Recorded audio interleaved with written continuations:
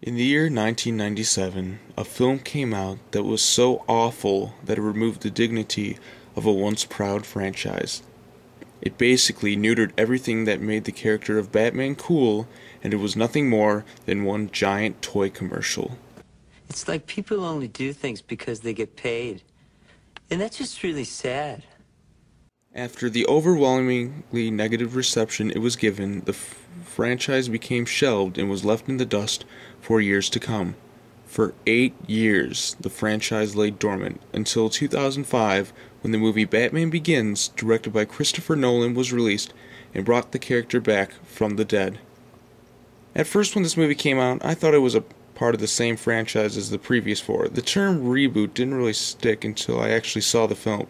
This movie was an immense breath of fresh air, bringing the character back to his dark roots and mixing a nice, realistic standpoint towards the subject matter.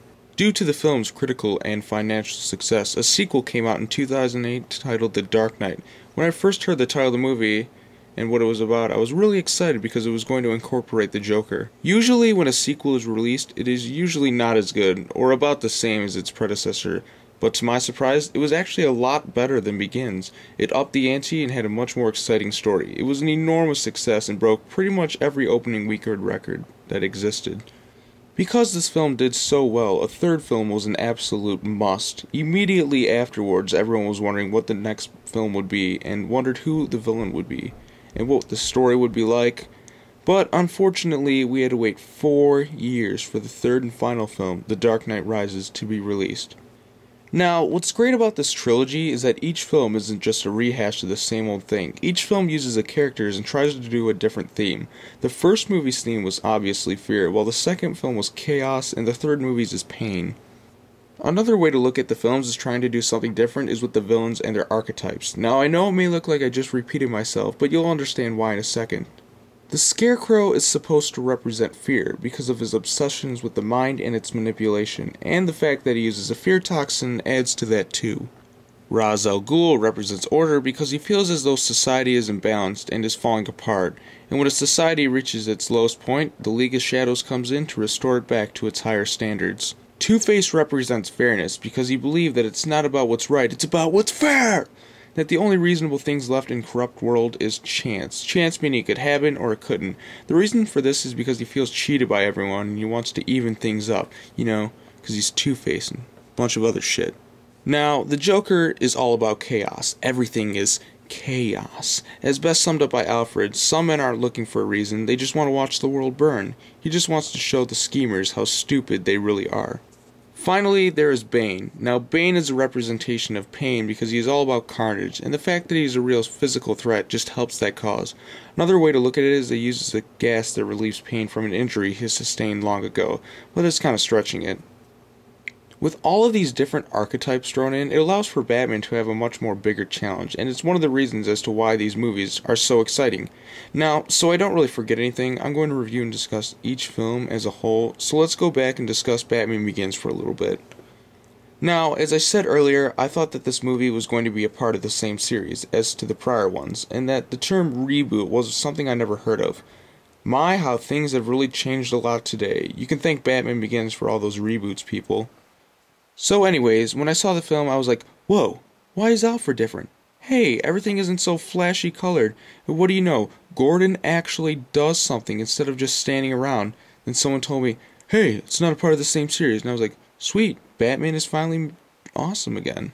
Anyways, this movie is basically an origin story and helps give reason as to why Batman does the things the way he does. It gives a reason and has a nice real world factor and makes it seem like somebody can actually go out and do this.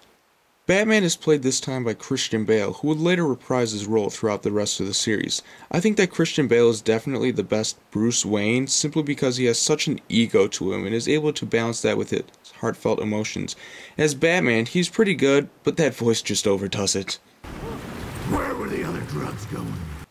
Oh my god, it's just so funny. It gets worse in Dark Knight, but it's not so bad in Begins. There are only a few moments. If I decide as to who the best Batman was between him and Michael Keaton, I'd choose the animated Batman over both of them, but that's not the point. The point is, he's still pretty good. Since this is a reboot, they had to cast new actors for most of the roles, so Michael Caine was cast as Alfred and Gary Oldman plays Gordon. Now, I really liked Michael Gough as Alfred in the old movies, and Pat Hingle isn't bad either as Gordon, but he does nothing. So yeah, I like Michael Caine and Michael Gough as Alfred about equally, but Gary Oldman easily kicks Pat Hingle's ass in the role of Gordon.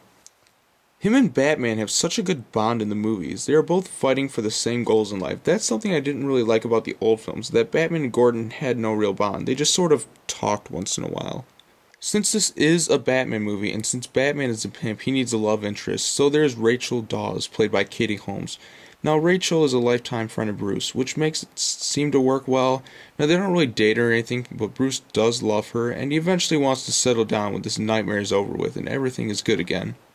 But, as we all know, Batman is someone who just never settles down. So anyways, much of this movie's strength comes from its origin story. I like how Bruce is trained by Ra's al Ghul, or Ra's al Ghul. Wait, how do you say this guy's name? I hear it pronounced differently in almost every other adaptation.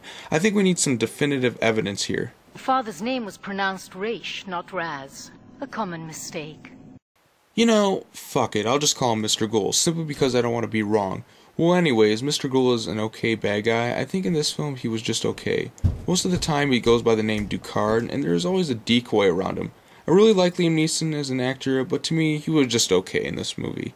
I'm just giving my honest opinion, so don't whine like a little bitch if you don't like it. After training Bruce for a while to become a member of the League of Shadows, Mr. Ghul tries to get him to kill some guy because crime can't be tolerated. But because of Bruce's morals, he just won't do it. So he blows up this house and saves Liam Neeson from dying and goes back to Gotham. From there he becomes Batman by enlisting the help of Lucius Fox, who gets Batman all of his gadgets and most of his other stuff, which includes the Batmobile, Batsuit, and a bunch of other cool things. Scarecrow also appears in this movie as one of the film's main villains. I like how he wears the suit and the Scarecrow mask instead of going all out in a costume. It makes him seem a lot cooler.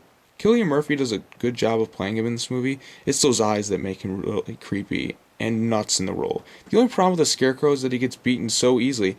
And not by Batman, it's fucking Rachel that takes him out. What the hell? It should have been Batman. I was hoping for some awesome confrontation between Scarecrow and Batman, but instead we get fucking Rachel with a taser. I'm sorry, Nolan, you just fucked up there. Anyways, Scarecrow starts out in this movie as someone who seems to get the mob boss Falcone's crooks out of jail time, and I never noticed this before, but that dude there is Victor Zsasz. If you blink, you'll miss him. So Scarecrow is doing his thing, and Batman is learning to become Batman, and then when he finally becomes Batman, he's really cool. His voice is actually pretty awesome and doesn't sound so bad in this part. In fact, he should have went with this voice instead of, that. Well, anyways, the Scarecrow is a part of a bigger scheme, where he dumps fear chemicals into the water supply, even though it only works when it enters the lungs. They steal a device which vaporizes water, and it turns the chemicals into an aerial toxin. And using the monorail system, they're able to transport the device all around the city, which will vaporize the city's entire water supply. You see that? Actual thought went into this. It's not just some cheap-ass light show meant to sell toys. Well, anyways, I gotta wrap this up. So Mr. Ghul comes back, and we learn that he was behind the whole thing all along, with Scarecrow to help him out. So he destroys Batman's home, the Scarecrow gets beaten up by Rachel of all people, Batman and Gordon foil Mr. Ghul's plan, and he fucking blows up. So Batman now has to rebuild his home, Rachel figures out that he's in fact Batman, and the movie sets it up for a sequel, with Joker obviously going to be the villain. Well, in conclusion, this is a pretty good movie. I mean, it's not perfect. The fight scenes are way too close to see what's happening. Mr. Ghul is just an average villain, but he works for this movie. The Scarecrow is also cool, but that taser thing just pissed me off. To sum up this movie, it's like when your computer is full of viruses and you have to wipe the hard drive and load everything back on, but make it better than before. Sure, it will take some time to do, but your computer will be up and running again like new. Anyways, I spent enough time talking about this movie. It's pretty good. I give it like a 7 out of 10, which means it's pretty good. So, on to the next film.